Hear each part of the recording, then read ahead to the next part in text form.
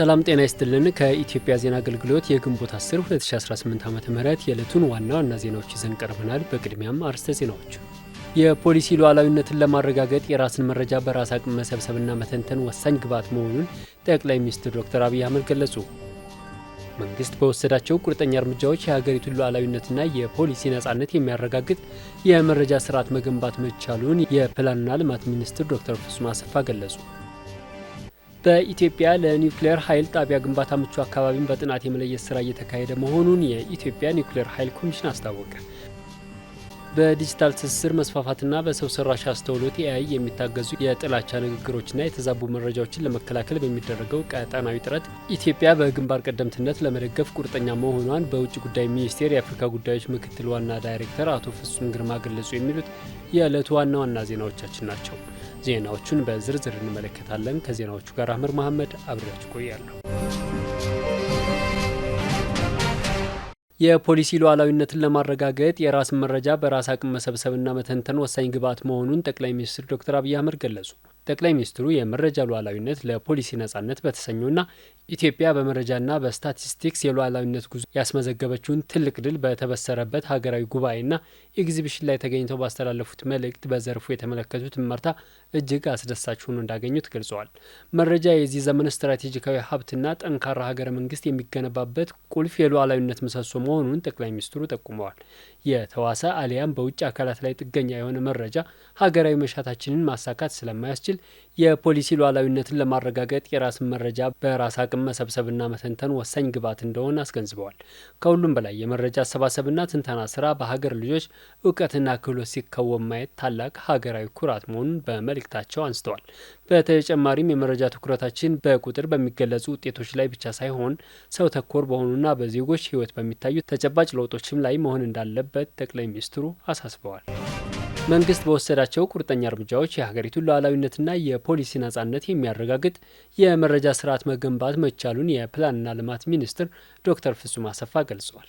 የመረጃ ሉዓላዊነት ለፖሊሲ ነጻነት በሚል መሪ ቃል የተዘጋጀው ሀገራዊ ጉባኤ ጠቅላይ ሚኒስትር ዶክተር አብይ አህመድ እና ከፍተኛ መንግስት የስራ ኃላፊዎች በተገኙበት ተካሂዷል።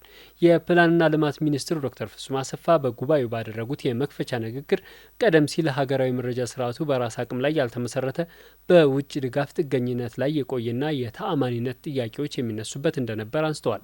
ከዚህ ለመላቀቅ በተደረጉ ቁርጠኛ እርምጃዎች የሀገር በቀል ኢኮኖሚ ሪፎርምና የ10 ዓመቱን የልማት እቅድ አፈጻጸም መከታተል የሚያስችሉ እንደ የተቀናጀ የቤተሰብ ጥናት፣ የቱሪዝም መረጃና የቢዝነስ ድርጅቶች ቆጠራ ያሉ የተለያዩ የዳሰሳ ጥናት በማድረግና በዲጂታል ስርዓት በማዘመን እንዲሁም ለመረጃ ልማት ከፍተኛ ኢንቨስትመንት በማድረግ የመደመር እሳቤ መሰረት ያደረገ የመረጃ ተኮር ፖሊሲ አመራርና ውሳኔ ሰጭነትን ማረጋገጥ መቻሉን አመልክተዋል።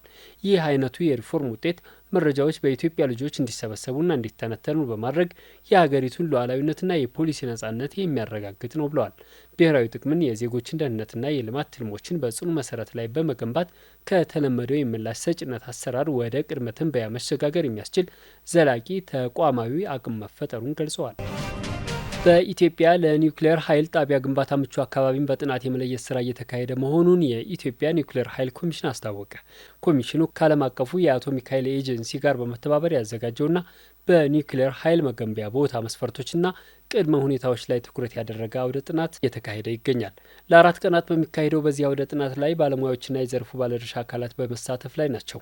የኢትዮጵያ ኒውክሌር ኃይል ኮሚሽን ምክትል ኮሚሽነር አቶ ሽፈራው ተሌላ በወቅቱ እንዳሉት በኢትዮጵያ በሁሉም መስክ ያሉ እድገቶችን ቀጣይነት ለማረጋገጥ አስተማማኝና ዘላቂ የኃይል አቅርቦት ወሳኝ ነው።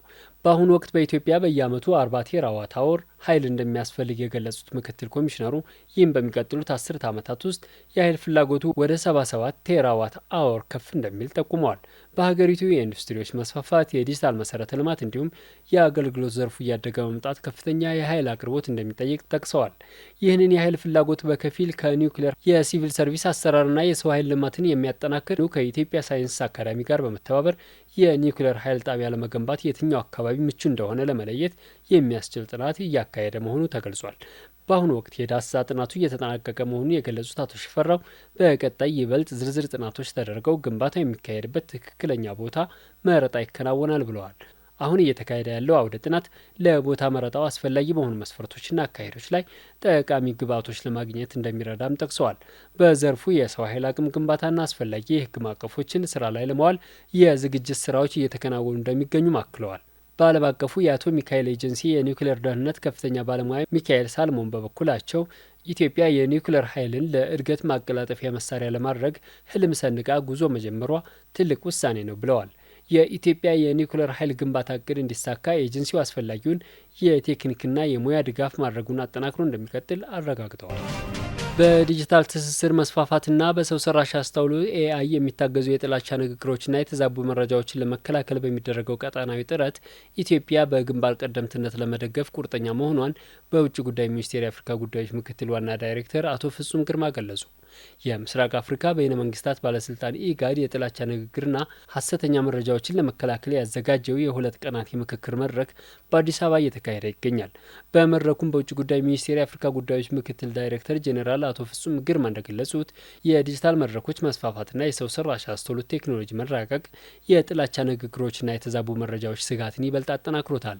ኢትዮጵያ ይህንን ስጋት ለመግታት ሀገራዊ እርምጃዎችን በግንባር ቀደምትነት መውሰዷን ጠቅሰው በተለይም በጥላቻ ንግግሮችና በሀሰተኛ መረጃዎች ላይ ግልጽ የወንጀል ተጠያቂነትን የደነገገውን የጥላቻ ንግግርና የሀሰት መረጃ ስርጭትን ለመከላከልና ለመቆጣጠር የወጣውን አዋጅ በምሳሌነት አንስተዋል። ሆኖም ግን ሀገር በቀል ጥረቶች ብቻቸውን በቂ እንዳልሆኑ ጠቁሞ የችግሩ ድንበር ተሻጋሪነት የጋራ ምላሽ የሚሻ መሆኑን አጽንኦት ሰጥተው ተናግረዋል። ድንበር ተሻጋሪ ስጋቶችን በብቸኝነት መከላከል ስለማይቻል የመንግስታት ትብብር፣ ቀጣናዊ ተቋማት፣ የቴክኖሎጂ ኩባንያዎች፣ የሲቪል ማህበረሰብ ድርጅቶችን ያካተተ የተቀናጀና ባለብዙ ወገን ምላሽ እንደሚያስፈልግ አጽንኦት ሰጥተዋል። ኢጋድ ይህንን የጋራ የመረጃ ስነ ምህዳርን የማጽዳትና የቀጠናውን ሰላምና ማህበራዊ ትስስር የመጠበቅ ተነሳሽነት መውሰዱ የሚደነቅ መሆኑን ጠቅሰዋል። ኢትዮጵያ ከኢጋድ፣ ከአፍሪካ ህብረት፣ ከተባበሩ መንግስታት ድርጅትና ከሌሎች አጋሮች ጋር በመሆን ስጋቶችን ለመቆጣጠርና የቀጠናውን ሰላምና ብልጽግና ለማድረጋገጥ ዝግጁ መሆኗን አረጋግጠዋል።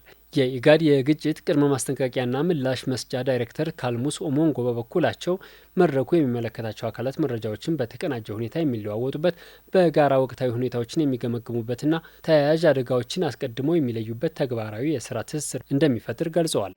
የተከበራቸው አድማጭ ተመልካቾቻችን ለዕለቱ ያዘጋጀናቸው ዋና ዋና ዘገባዎች እነዚህን ይመስሉ ነበር። ከዜናዎቹ ጋር አህመድ መሐመድ አብሬያችሁ ቆየው። መልካም ጊዜ